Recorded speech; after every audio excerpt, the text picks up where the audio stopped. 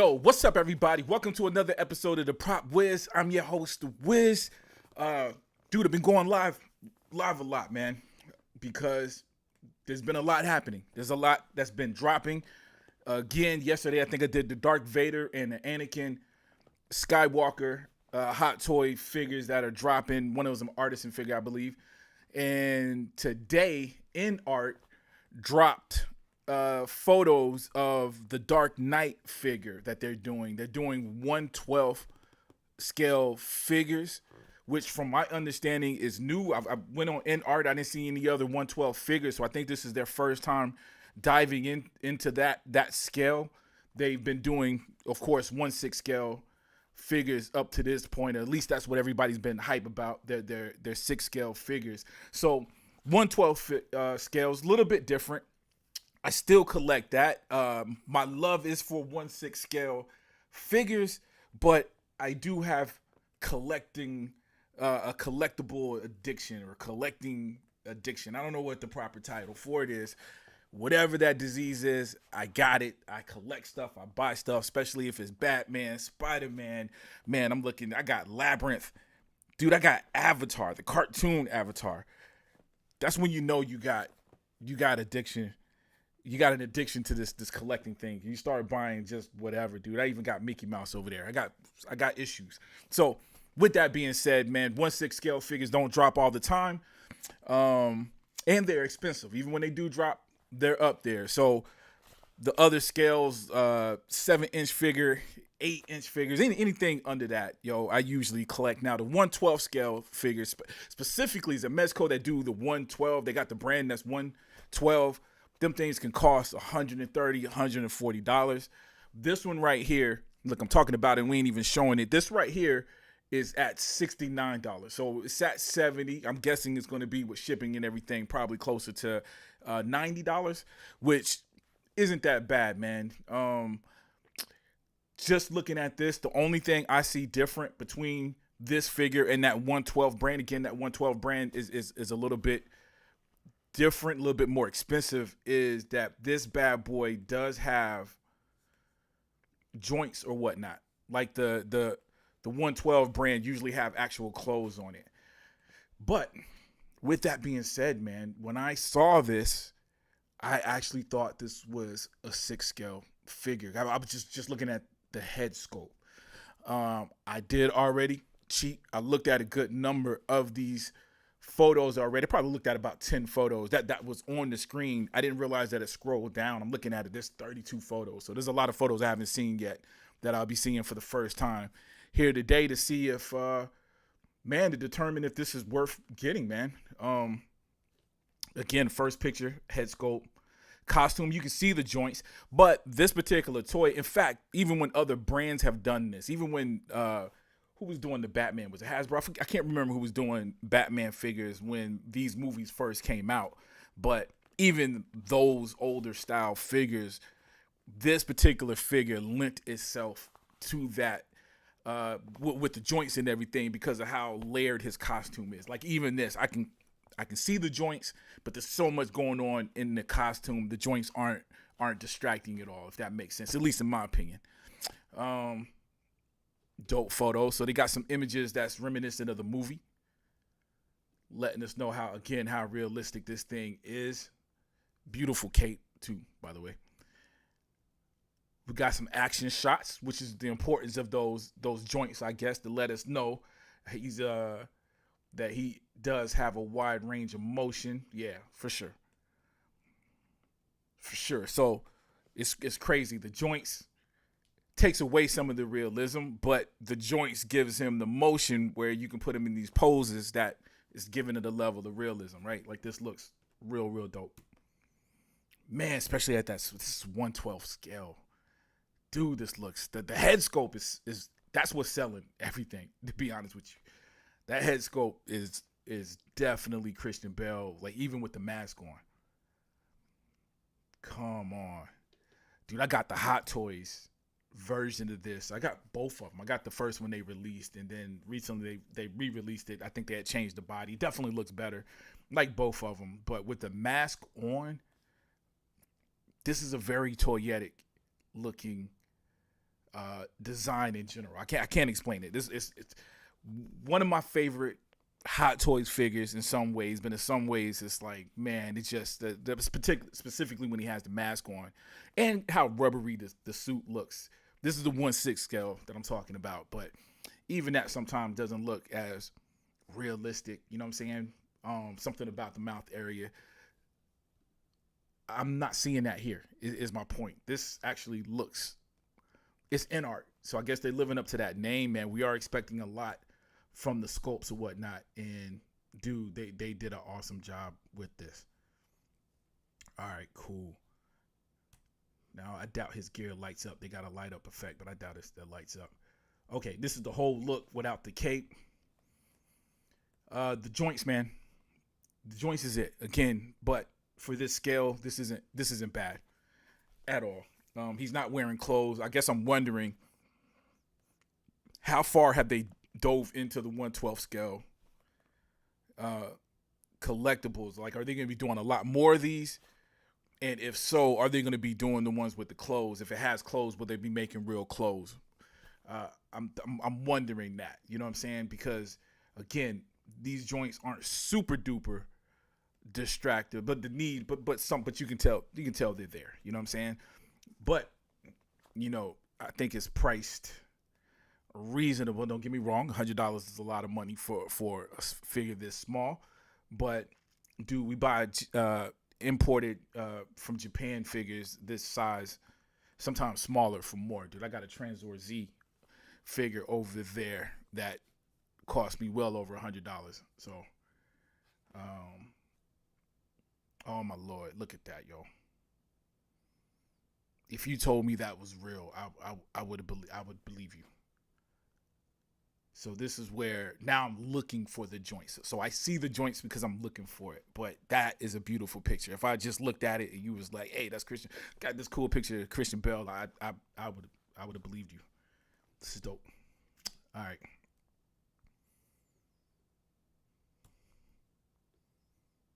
Oh man, yep, it's the head sculpt. Head sculpt is selling it. I'm loving these movie poster poses. I never liked that gun. I'm gonna be honest with you. Even in context of the movie, I hate to even say that. I don't know why I'm saying that on camera because I love that trilogy, especially that second movie. Wasn't the biggest fan of the first movie. It's probably the first time I'm saying that on camera. I liked it because I like Batman. So it dropped. I went to the movies to see it 3 or 4 times. Batman Begins. But I could tell that they didn't show the costume a lot. I could tell they weren't all the way cool with the Batman scenes. You know what I'm saying? They had the camera shake thing when he was fighting. I get it was supposed to make you feel like you were in the fight. I get that for a scene or two. But it almost looked like they didn't want to show you the fight. It felt like they were hiding something, even with the costume. Whereas in the Dark Knight, and you can hear the confidence even when we watch the behind the scenes, they were highly confident in this version of the costume, and we got to see more of that costume. We got to see the fights a lot more clear. So love the Dark Knight, the Joker, of course, but this little gun here wasn't doing it, man. That was in the third. That was in Dark Knight Rises, right? When he had that. But ain't the worst thing in the world. Don't get me wrong. All right, there we go. Head sculpt again. Yeah, super dope. Super dope. It does remind me of a Japanese imported figure. It does, which isn't a bad thing. They make dope stuff. All the best things are made in Japan. I heard that. Was that in Back to the Future? Or was that Hong Kong? All right. So again, movie poster. This is an exact pose from the Batman movie, right? We got a pose that was very, very, very, very similar to this. So, the lighting and everything, letting us know this figure is dope. I think I'm getting it, by the way. Okay, here we go. Loving the detail in the armor. It's got that fiber, that look to it.